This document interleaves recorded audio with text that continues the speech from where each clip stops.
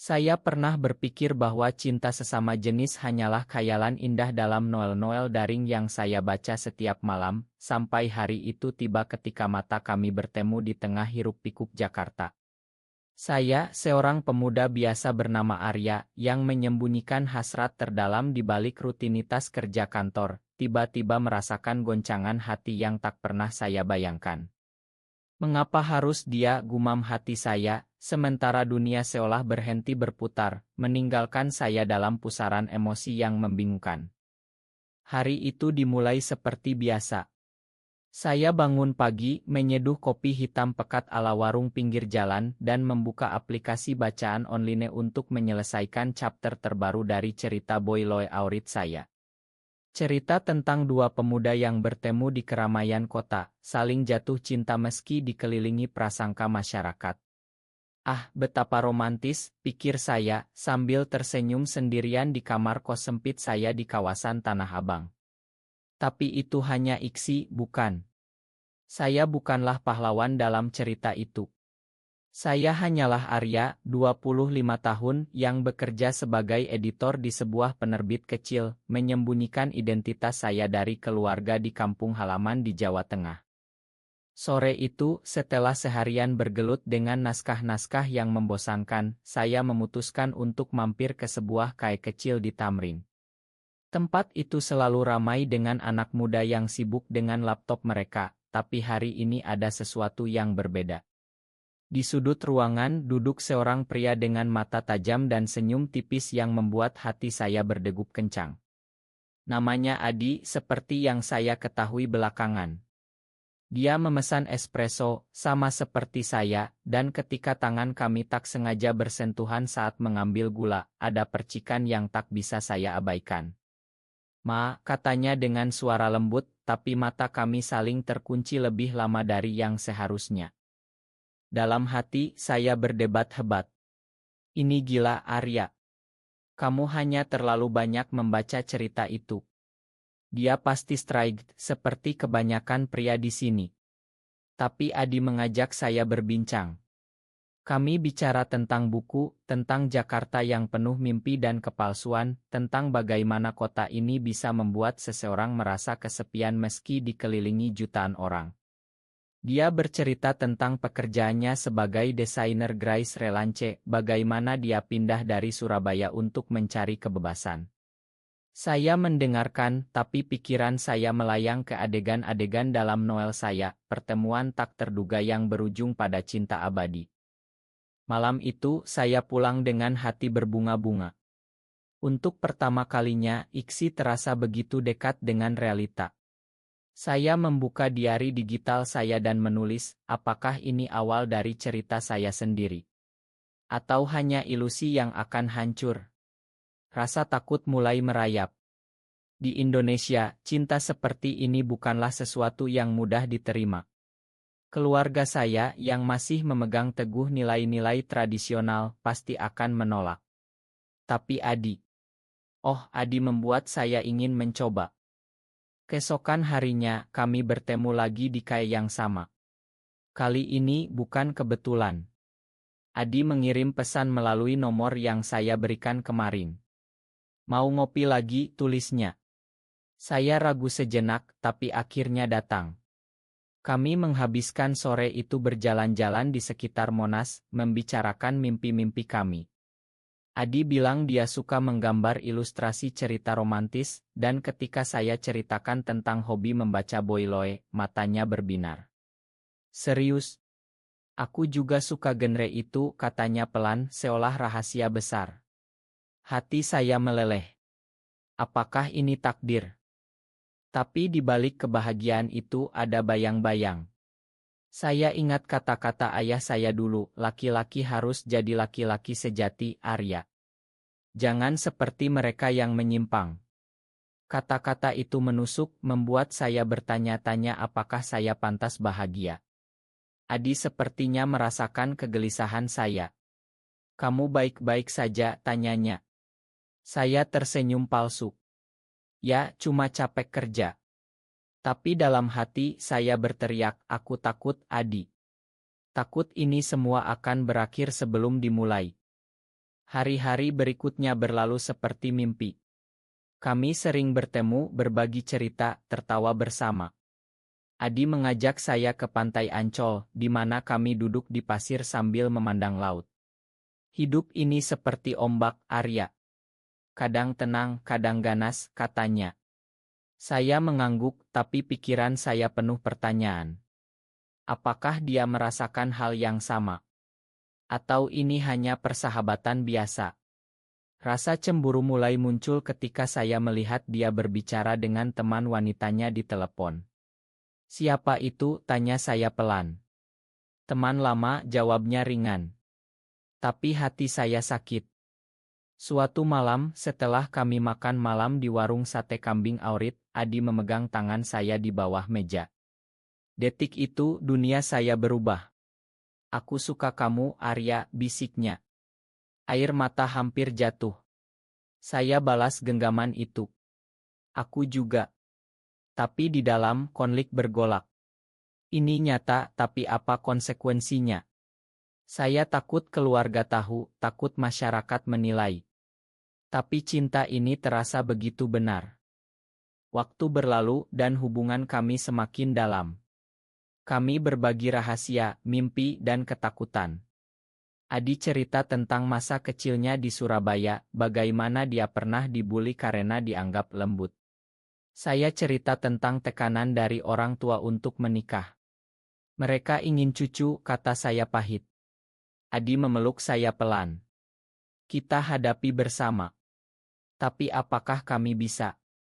Di akhir ile ini, saya merasa bahagia tapi gelisah. Cinta ini indah, tapi bayang-bayang masa depan mulai mengintai. Semakin hari, perasaan saya terhadap Adi semakin dalam, seperti akar pohon beringin yang menancap kuat di tanah Jawa. Tapi di balik kehangatan itu ada badai yang mulai mengumpul di hati saya. Bagaimana jika ini semua hancur, gumam saya setiap malam, saat saya berbaring sendirian, memandang langit-langit kamar yang lembab karena hujan tropis Jakarta. Kami mulai menghabiskan lebih banyak waktu bersama. Adi sering datang ke apartemen kecil saya, membawa makanan ringan seperti martabak manis atau gorengan panas. Kami duduk di lantai, membaca buku bersama, atau sekadar berbicara tentang hidup. Suatu sore, dia menggambar sketsa wajah saya. Kamu cantik, Arya, katanya sambil tersenyum. Hati saya berbunga, tapi kata cantik itu membuat saya ragu. Apakah dia melihat saya sebagai pria, atau sesuatu yang lain? Jangan panggil begitu, protes saya pelan. Dia tertawa. Kenapa? Itu pujian. Tapi di dalam, saya bertanya, apakah aku cukup untuknya? Konflik pertama muncul ketika Adi mengajak saya bertemu teman-temannya. Mereka adalah sekelompok seniman muda di kawasan Kemang, penuh semangat dan bebas. Di sana, saya merasa asing. Mereka bicara tentang seni, politik, dan kebebasan cinta. Satu dari mereka, seorang wanita bernama Rina, tampak dekat dengan Adi. Mereka tertawa bersama, dan tangan Rina menyentuh lengan Adi. Cemburu membara di dada saya. Siapa dia sebenarnya, tanya hati saya. Malam itu, saat kami pulang, saya tak bisa menahan diri. Kamu dan Rina. Apa hubungan kalian, tanya saya tajam. Adi terkejut. Hanya teman, Arya. Kenapa? Saya diam, tapi di dalam badai emosi bergolak. Aku takut kehilanganmu. Hari-hari berikutnya, keraguan semakin besar. Saya mulai membaca lebih banyak cerita Boiloe, mencari jawaban atas ketakutan saya. Dalam salah satu novel, tokoh utama dikhianati oleh kekasihnya yang ternyata punya rahasia. Apakah Adi seperti itu, pikir saya. Saya mulai mengamati gerak-geriknya. Ketika ponselnya berdering dan dia menjauh untuk menjawab, hati saya sakit. Siapa lagi, gumam saya. Suatu hari, kami pergi ke Bogor untuk liburan singkat. Di kebun raya, di bawah naungan pohon-pohon tinggi, Adi memeluk saya dari belakang. Aku cinta kamu, Arya, bisiknya. Saya balik badan, mencium pipinya pelan. Tapi di momen bahagia itu, teleponnya berbunyi.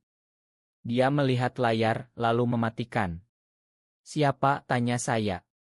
"Kerja," jawabnya singkat. Tapi mata saya melihat nama Mama di layar. Kenapa dia bohong? Malam di hotel kecil itu, saya tak bisa tidur. "Adi, ceritakan tentang keluargamu," pinta saya. Dia ragu sejenak. "Mereka di Surabaya," konserati. "Ayahku pengusaha, ibu rumah tangga." Saya mengangguk, tapi hati saya berat. "Mereka tahu tentang kita." Dia gelengkan kepala. "Belum saatnya." Kata-kata itu seperti pisau. "Kapan saatnya?" "Atau tidak pernah," teriak hati saya. Kembali ke Jakarta, hubungan kami mulai retak. Adi semakin sibuk, sering membatalkan janji.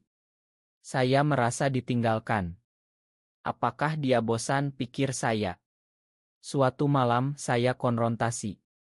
"Kamu berubah, Adi." Dia. "Ma, Arya. Ada masalah keluarga."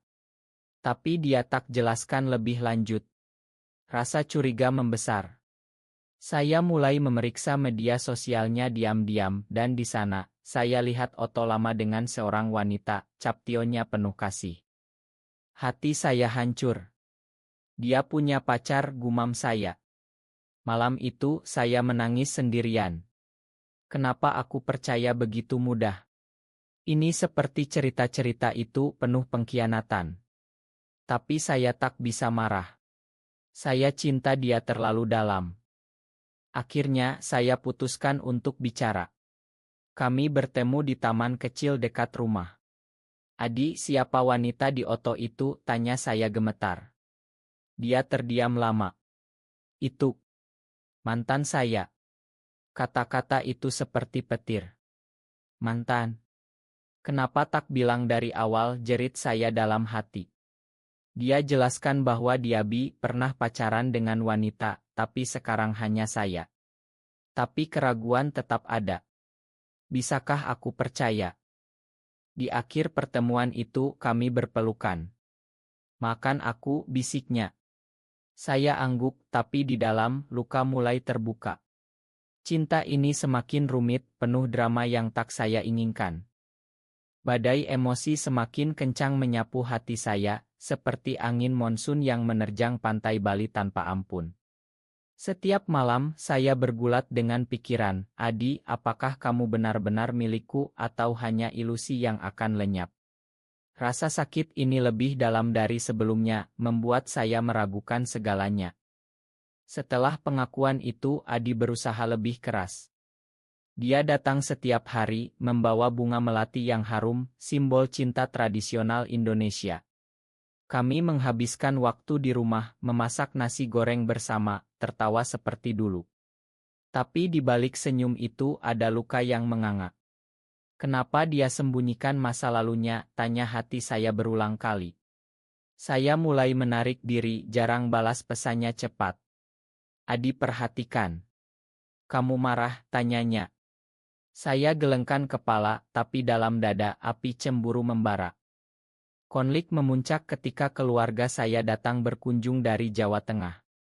Ayah dan ibu tiba-tiba muncul di Jakarta, katanya untuk cek kondisi saya. "Kamu sudah 25, Arya. Kapan nikah?" tanya ayah tegas. Saya tergagap.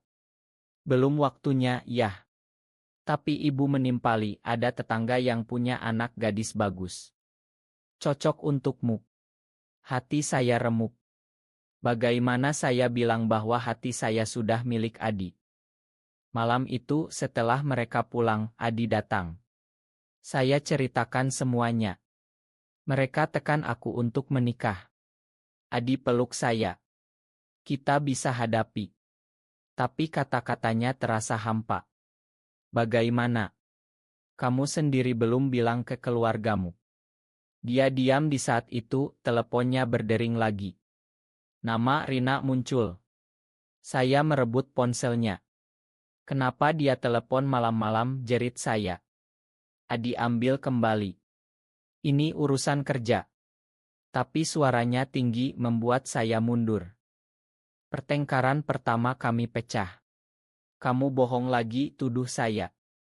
Tidak, Arya. Rina cuma teman, balasnya. Tapi air mata saya jatuh. Aku takut, Adi. Takut kamu kembali ke masa lalu. Dia mendekat, tapi saya tolak. Pergi dulu. Malam itu saya sendirian menangis hingga pagi. Kenapa cinta ini begitu menyakitkan? Seperti Noel, tapi lebih kejam. Keesokan harinya, Adi datang dengan muka pucat. Ma, Arya. Rina. Dia bantu aku dengan proyek. Saya dengar, tapi hati masih sakit. Kami berdamai, tapi retakannya terasa. Saya mulai berpikir tentang masa depan. Apakah kami bisa bertahan di masyarakat seperti ini? Di Indonesia, di mana cinta kami dianggap tabu. Suatu hari, Adi ajak saya ke acara seni di Galeri Nasional. Di sana, kami bertemu Rina lagi. Dia tersenyum ramah, tapi mata saya lihat kedekatan mereka. Saat Adi pergi ke toilet, Rina dekati saya. Adi banyak cerita tentangmu, katanya. Dia bahagia. Tapi kata-katanya malah buat saya curiga. Apa benar, gumam hati saya. Malam itu setelah pulang saya konfrontasi lagi. Rina bilang kamu cerita tentang aku. Apalagi yang kamu ceritakan? Adi marah. Kamu paranoid, Arya. Jeritanya membuat saya terdiam. Mungkin iya, pikir saya. Tapi di dalam, rasa tidak aman membesar. Puncaknya datang ketika saya dapat pesan anonim di media sosial. Adi punya rahasia besar. Hati-hati. Hati saya berdegup kencang. Saya tanya Adi. Apa ini? Dia lihat wajahnya pucat. Entahlah. Tapi matanya bohong. Malam itu saya tak tidur, memikirkan kemungkinan terburuk. Apakah dia khianati aku? Akhirnya, saya ikuti Adi diam-diam, dia pergi ke sebuah cafe di Senayan, bertemu seorang wanita cantik. Mereka berpelukan. Hati saya hancur berkeping. Siapa dia, jerit hati saya. Saya pulang menangis sejadi-jadinya. Pengkhianatan. Seperti dalam cerita Boiloy yang saya baca. Tapi ini nyata dan sakitnya tak tertahankan. Ketika Adi pulang, saya hadapi. Siapa wanita itu, tanya saya dingin. Adi terkejut. Itu adikku. Jawabannya membuat saya ragu. Bohong, jerit saya. Dia tunjukkan foto keluarga. Benar, itu adiknya. Tapi kenapa sembunyikan? Aku takut kamu salah paham, katanya. Saya jatuh ke pelukannya, menangis. Makan aku. Tapi luka itu semakin dalam, membuat hubungan kami rapuh. Rasa sakit semakin menusuk, seperti duri pohon durian yang tertancap dalam-dalam di hati saya, tak bisa dicabut tanpa meninggalkan bekas. Setiap hembus napas terasa berat, dipenuhi pertanyaan, Adi, apakah cinta kita cukup kuat untuk bertahan di tengah badai ini? Emosi saya bergolak lebih hebat, membuat saya hampir gila. Setelah insiden itu, Adi berusaha memperbaiki segalanya. Dia ajak saya ke Bali untuk liburan, katanya untuk menyegarkan pikiran. Di pesawat, tangan kami saling genggam. Kita mulai lagi dari nol, bisiknya. Saya angguk, tapi di dalam, keraguan masih ada. Bisakah kita? Di Bali, kami tinggal di ila kecil dekat Pantai Kuta. Pagi-pagi kami jalan di pasir putih, memandang ombak. Adi peluk saya dari belakang. Aku tak mau kehilanganmu, Arya. Kata-katanya menyentuh, tapi hati saya berteriak, kenapa aku masih ragu. Malam itu kami duduk di balkon, minum arak Bali. Adi cerita tentang mimpi kami bersama. Bayangkan kita punya rumah kecil di pinggir kota, hidup bebas. Saya tersenyum, tapi pikiran saya melayang ke keluarga. Ayahku tak akan setuju. Konflik baru muncul ketika telepon dari Ibu Adi datang. Dia angkat berbicara pelan di kamar mandi. Saya dengar kata-kata nikah dan cewek. Hati saya remuk. Saat dia keluar, saya tanya. Apa itu? Adi ragu. Ibu tekan aku untuk pulang, ada urusan keluarga.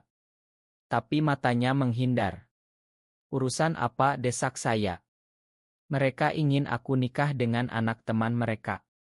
Kata-katanya seperti bom. Saya berdiri gemetar. Nikah. Dengan wanita, jerit saya. Adi dekati saya. Aku tolak, Arya. Aku pilih kamu. Tapi air mata saya jatuh. Kenapa tak bilang dari awal? Kamu bohong lagi. Pertengkaran hebat pecah. Saya lempar bantal, menangis histeris. Aku muak dengan rahasiamu. Adi peluk saya paksa. Ma, aku takut kehilanganmu. Malam itu kami tidur terpisah, hati penuh luka. Pagi harinya kami coba berdamai. Kami jalan ke Ubud melihat sawah terasering. Adi pegang tangan saya. Aku janji aku akan bilang ke keluarga. Saya angguk, tapi di dalam rasa takut membesar. Bagaimana jika mereka tolak? Bagaimana jika Adi menyerah? Kembali ke Jakarta, tekanan semakin besar. Keluarga saya telepon lagi, desak saya pulang untuk bertemu calon istri. Tidak, Bu, tolak saya. Tapi ayah marah. Kamu harus patuh. Saya putus asa. Adi dukung saya. Kita kabur saja, katanya setengah bercanda. Tapi itu bukan solusi. Suatu hari, Adi dapat panggilan mendadak dari Surabaya. Ayah sakit, katanya. Dia harus pulang. Aku ikut, pinta saya. Tapi dia tolak. Belum saatnya. Kata-katanya menyakitkan. Saat dia pergi, saya merasa ditinggalkan. Apakah ini akhir? Selama Adi pergi, saya bergulat dengan pikiran gelap. Saya baca ulang Noel Boyloe, tapi sekarang terasa pahit. Mengapa realita lebih kejam, gumam saya. Pesan dari Adi jarang, katanya sibuk. Tapi di media sosial, saya lihat dia di pesta keluarga, dengan wanita di sampingnya. Hati saya hancur total. Pengkhianatan lagi. Saya telepon dia. Siapa wanita itu, tanya saya marah. Adi jelaskan, itu calon yang dipaksa ibu. Aku tolak. Tapi suaranya ragu. Pulanglah, Adi. Atau ini selesai. Ancaman saya membuat dia diam. Adi pulang 2 hari kemudian, muka lelah. Ma, Arya. Keluarga tekan keras. Dia cerita bagaimana ayahnya marah besar ketika tahu tentang kami. Dia usir aku. Air mata Adi jatuh. Saya peluk dia. Kita bersama. Tapi di dalam saya bertanya, bisakah kita bertahan? Emosi semakin memuncak membuat saya hampir putus asa. Puncak badai emosi menghantam saya seperti tsunami di Aceh, menyapu segala harapan dan meninggalkan puing-puing hati yang tercerai-berai. Setiap detik terasa seperti siksaan, dengan pertanyaan yang tak henti, Adi, apakah pengorbanan ini layak, atau aku hanya membodohi diri sendiri? Rasa sakit ini lebih dalam, lebih menyiksa dari sebelumnya. Setelah Adi pulang, hubungan kami seperti kaca retak yang bisa pecah. Kami sering bertengkar atas hal kecil. Suatu malam, saat hujan deras mengguyur Jakarta, Adi bilang, mungkin kita perlu istirahat. Kata-katanya seperti pisau menusuk. Istirahat. Kamu mau putus, jerit saya. Dia gelengkan kepala. Bukan cuma beri waktu. Tapi hati saya tahu ini awal akhir. Keesokan harinya, saya dapat telepon dari ayah. Pulang sekarang. Ada yang penting. Saya tak bisa tolak lagi. Di kereta menuju Jawa Tengah, pikiran saya kacau. Apakah ini akhir dari cerita kami? Di kampung, ayah dan ibu sudah siap dengan calon istri. Namanya Sari, gadis manis dari desa sebelah. Dia cocok untukmu, Arya, kata ayah. Saya diam tapi di dalam saya berteriak, aku cinta Adi. Malam itu saya telepon Adi. Keluargaku paksa nikah. Suaranya gemetar. Jangan, Arya. Tolak. Tapi tekanan terlalu besar. Aku tak bisa. Mereka ancam usir aku. Adi menangis di telepon. Kita lari saja. Ide itu menggoda tapi takut. Kembali ke Jakarta saya bertemu Adi. Aku tak bisa lanjut, kata saya pilu. Adi terkejut. Kenapa? Kita sudah sejauh ini. Air mata kami jatuh. Keluarga. Masyarakat. Ini terlalu berat.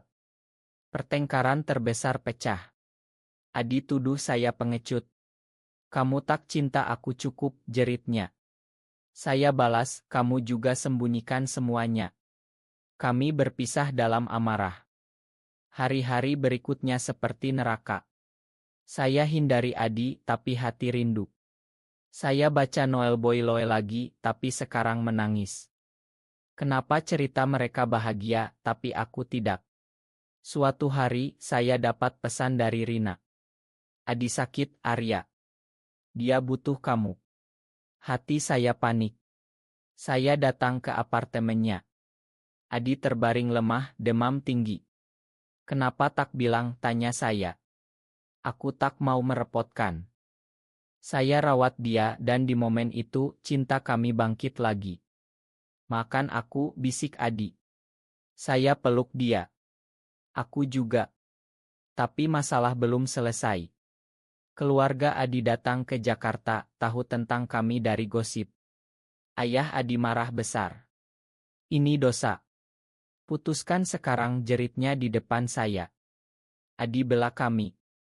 Aku cinta dia, yah. Tapi ayah usir Adi lagi. Malam itu Adi putus asa. Mungkin kita tak ditakdirkan. Kata-katanya hancurkan saya. Jangan bilang begitu. Saya menangis.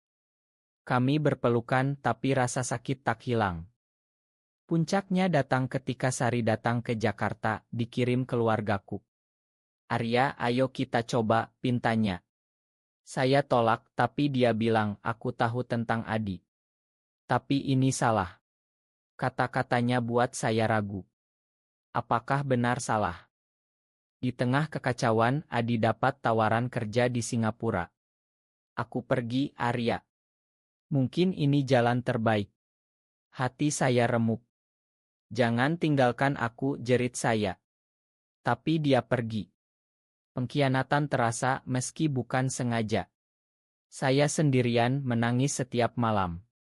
Cinta ini terlalu menyakitkan. Emosi memuncak membuat saya hampir hancur. Tsunami emosi akhirnya surut, meninggalkan pantai hati yang porak-poranda, tapi juga harapan baru yang mulai bersemi seperti tunas di musim hujan.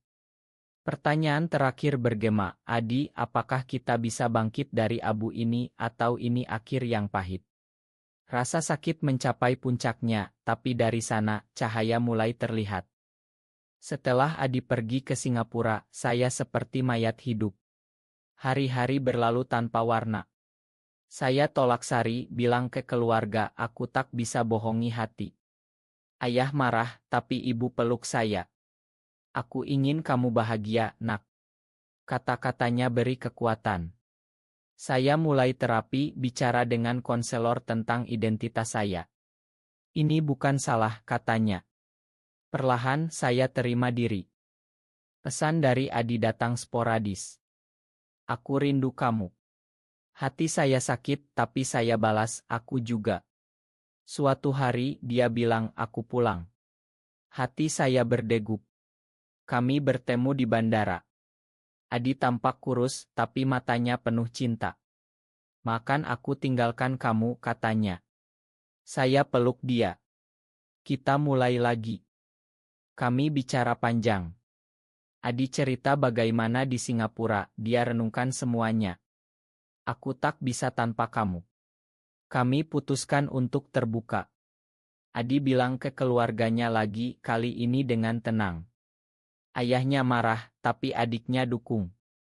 Keluargaku juga, meski sulit, mulai terima. Tahun berlalu, kami bangun hidup bersama. Kami pindah ke Yogyakarta, kota yang lebih tenang. Adi buka studio desain, saya lanjut jadi editor, tapi sekarang tulis cerita Boyloe sendiri, inspirasi dari kisah kami. Ini cerita nyata, kata saya ke pembaca. Konflik tak hilang sepenuhnya. Masyarakat masih bisik-bisik, tapi kami kuat. Suatu hari, di Borobudur, kami duduk memandang matahari terbenam. Terima kasih telah bertahan, bisik Adi. Saya balas, ini cinta kita, penuh drama tapi indah. Kini, saya lihat ke belakang, dari hoax pertemuan, pengkhianatan, hingga rekonsiliasi. Cinta kami personel, mengajarkan bahwa di Indonesia, meski sulit, cinta sejati bisa menang. Ini bukan akhir bahagia sempurna, tapi personel, kami belajar mencintai diri dan satu sama lain.